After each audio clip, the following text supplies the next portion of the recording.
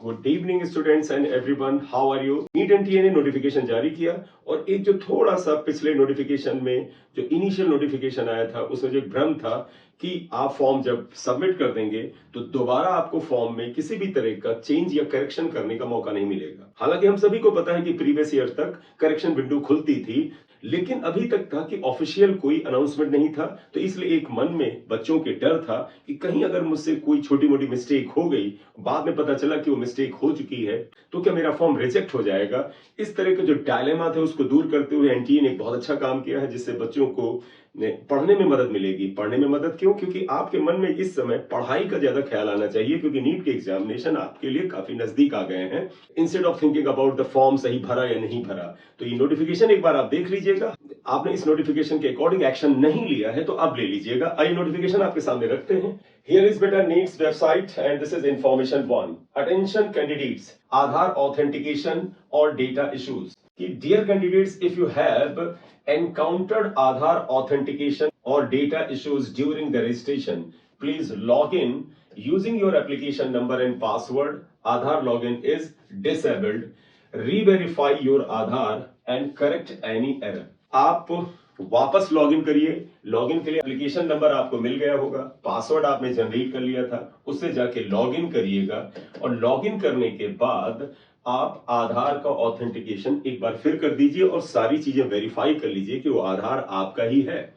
तो आपको ये काम करना है। आप इसे ये मत समझिएगा कि मेरा काम हो गया, तो इस चीज का रिस्क ना लें। आप एक बार लॉगिन करिए, आधार का ऑथेंटिकेशन फिर से करिए, वेरीफाई करिए सारा डेटा और फिर जाकर के उसको सबमिट कर दीजिए। ठीक है।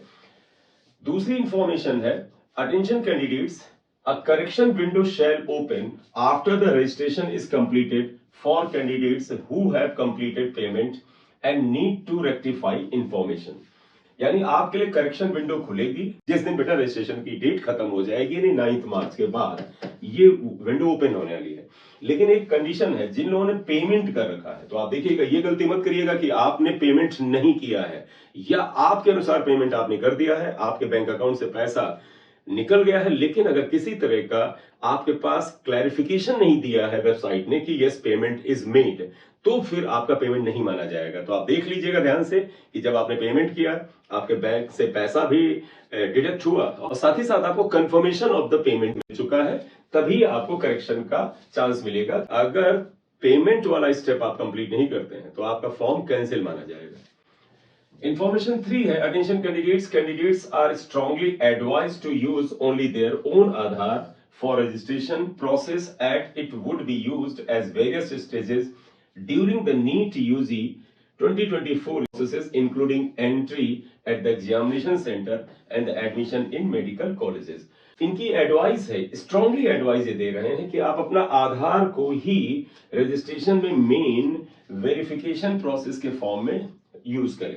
तो ये पूरी तरह से आपके लिए एडवाइस कर रहे हैं कि आधार को जरूर लिंक कर दें, क्योंकि जब आप एग्जामिनेशन सेंटर पर एंट्री करेंगे, वहां से लेके जब आप एडमिशन एंड काउंसलिंग वगैरह कर रहे होंगे, हर लेवल पर आपको आधार की जरूरत रहेगी। एनटीए ने इस चीज को ऑफिशियली क्लियर किया है कि करेक्शन विंडो ओपन होगी और आधार का ऑथेंटिकेशन अगर आपसे पिछली बार किसी भी मामले में अगर डाउटफुल था कि पता नहीं हुआ या नहीं हुआ, तो आप एक बार रीओपन करके लॉगिन करके आधार का वेरिफिकेशन एक बार फिर से कर लें। तो इस वीडियो में मेन यही बात करनी थी। साथ ही साथ आपको एक चीज बतानी थी कि अगर आप में से किसी बच्चे को फॉर्म भरने में प्रॉब्लम आ रही है, क्योंकि 9 मार्च लास्ट डेट है, तो आप मेरे व्हाट्सएप नंबर 6398481016 पर व्हाट्सएप करके मुझसे बात कर सकते हैं। मैं आपकी फॉर्म भरने में मदद कर दूंगा और इवन आपको अगर पेड काउंसलिंग आगे करानी है तो उसके लिए भी आप इस नंबर के साथ कांटेक्ट में रह सकते हैं।